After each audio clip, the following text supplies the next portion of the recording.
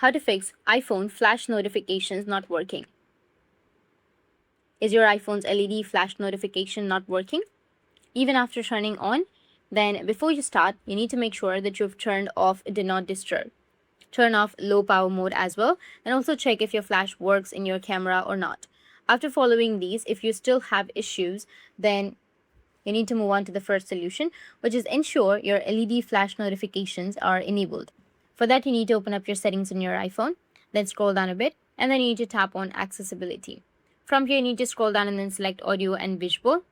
Under that, you will find hearing section. Look for the LED flash for alert.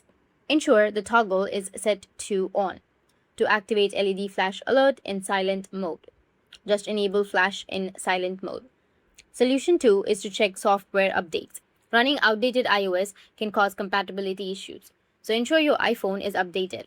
For that, you need to open up your settings application. After that, you can go with software update available.